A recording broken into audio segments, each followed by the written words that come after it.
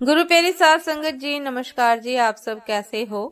आशा करती हूँ बाबा जी के श्री चरणों में अरदास करती हूँ कि मालिक की कृपा से, निरंकार दातार की मेहरबानी से आप सब बहुत खुश होंगे, मौज बहार में होंगे और अवश्य ही भजन सिमरन में होंगे।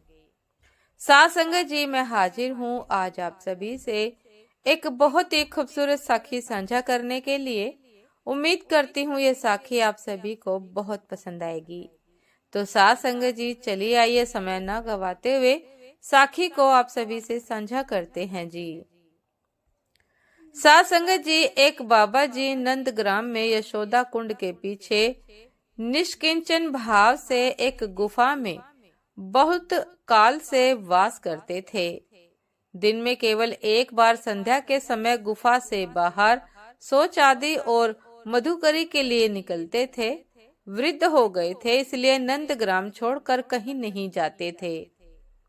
साध संगत जी, एक बार हट करके बहुत से बाबा जी श्री गोवर्धन में नाम यज्ञ महोत्सव में ले गए। 3 दिन बाद जब संध्या काल में लौटे तो अंधकार हो गया था।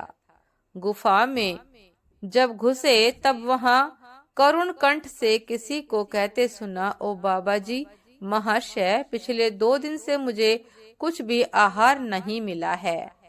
बाबा जी आश्चर्यचकित हो बोले कि तुम कौन हो?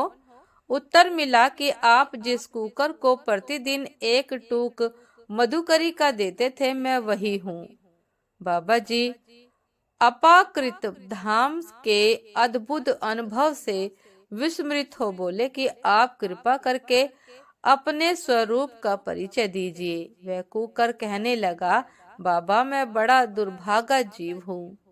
पुनर्जन्म में मैं इसी नंदीश्वर मंदिर का पुजारी था। एक दिन एक बड़ा लड्डू भोग के निमित्त आया। मैंने लोभवश उसका भोग न लगाया और स्वयं खा गया। उस अपराध के कारण मुझे यह भूत योनि मिली है।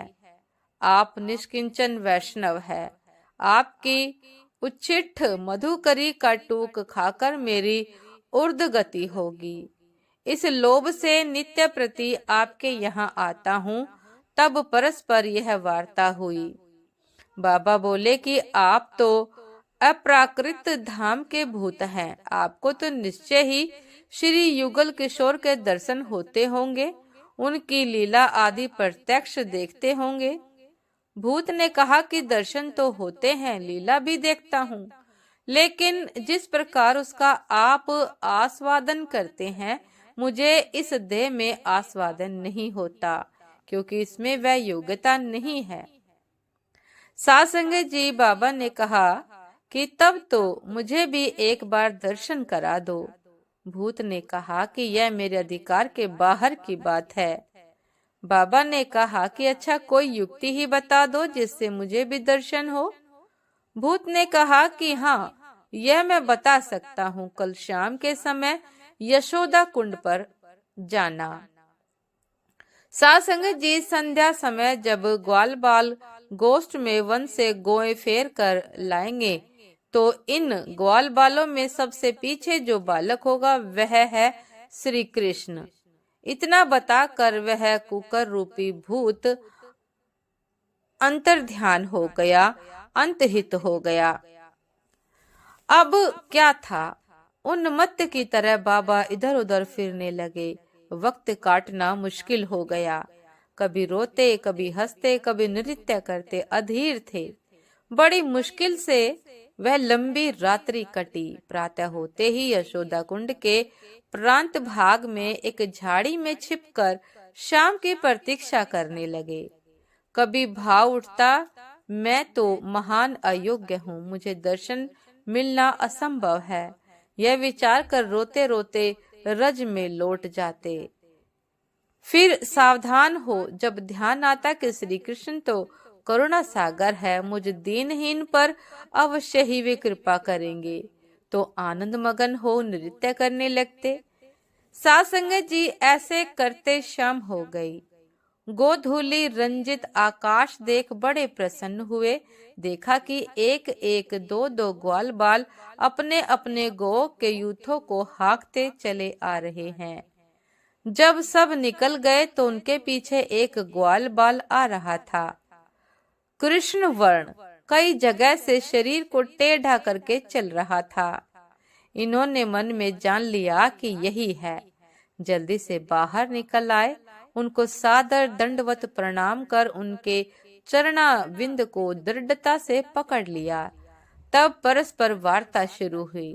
बालक ने कहा, रे बाबा, मैं बनिए का लाला हूँ, मुझे अपराध होगा, तू मेरा पैर छोड़ दे, मैया मारेगी, मधुकारी दूंगा तो जो मांगेगा दूंगा, मेरा पैर छोड़ दे।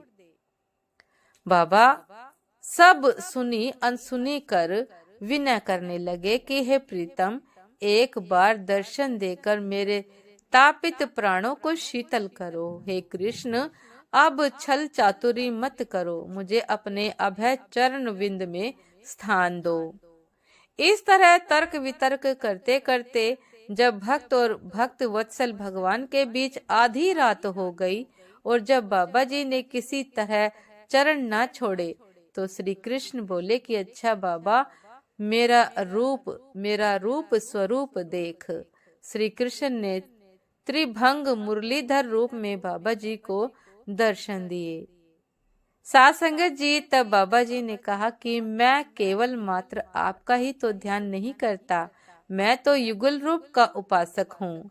अतः हे कृपा में एक बार सपरिकर दर्शन देकर मेरे प्राण बचाओ। साथ संगत जी, तब श्री श्याम सुंदर, श्री राधा जी और सखी गण परिकर के संग यमुना पुलीन पर अलौकिक प्रकाश प्रकट हो गए। बाबा जी नयन मन सार्थक करते उस रूप माधुरी में डूब गए। उनके चिरदिन की पोषित वांछा पूर्ण हुई और 3-4 दिन पश्चात ही बाबा अप्रकट हो गए। साथ संगत जी, ये थी आज की एक बहुत ही खूबसूरत साखी। उम्मीद करती हूँ कि ये साखी आप सभी को बहुत पसंद आई होगी कि भक्त किस प्रकार अपने भगवान को पाने की लालसा रखता है, एक दर्शन की लालसा रखता है कि किसी प्रकार से बस भगवान के दर्शन हो जाए और मेरा यह जन्म संपूर्ण हो जाए। साथ संगत जी, उम्मीद करती हूँ ये साखी आप सभी को बहुत पसंद आई होगी। यदि पसंद आई हो साथ संगत जी तो लाइक कमेंट शेयर करना ना भूलिएगा। चैनल पर जो भी नए हैं कृपा करके सब्सक्राइब कर लीजिएगा ताकि चैनल पर मिलने वाली सभी शब्द साखियों की अपडेट आप सभी को समय पर मिलती रहे। साथ संगत जी, आप हमें इंस्टाग्राम पर भी फॉलो कर सकते हैं। इंस्टाग्राम का लिंक डिस्क्रिप्शन बॉक्स में दिया गया है। तो साथ संगत जी, दासी को भी आज्ञा दीजिए।